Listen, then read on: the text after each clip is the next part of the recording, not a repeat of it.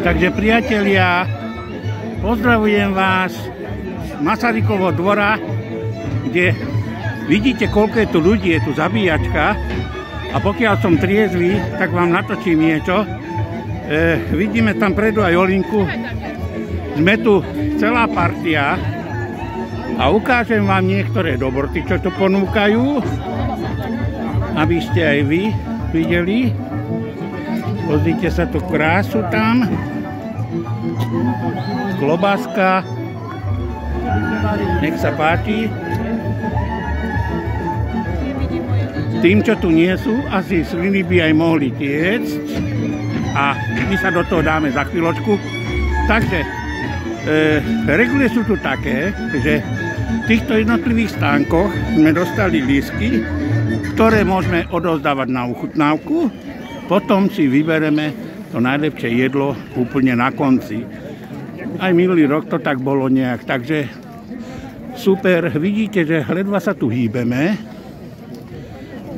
Chcem vám ukázať práve túto atmosféru, ktorá tu je, aby ste videli. Je to tu už tradícia, dá sa povedať, vidíte ľudia, čo si nakúpili jedlo a tak ďalej. Tam vzadu je vystúpenie. Takže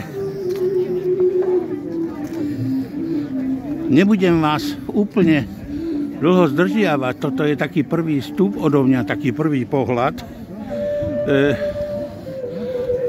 Moji známi, aj Olinka, idú tam niekde predu. A uvidím, či ešte tu neuvidím niečo iného na jedlo, čo sme už videli. Pozrite sa, tu sú krásne aj nálepky a také veci. No všeličo tu je na videnie, aj na jedenie.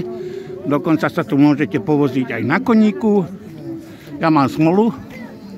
Už minulý rok som sa chcel povoziť a povedali, že na mňa koňa nemajú.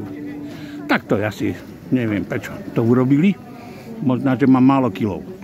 Dobre, priatelia, zatiaľ je to také vstupné video. Všetkých vás musím pozdraviť, čo nás sledujete na YouTube.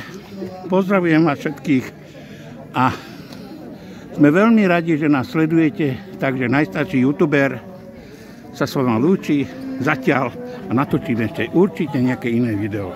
Čaute, čaute.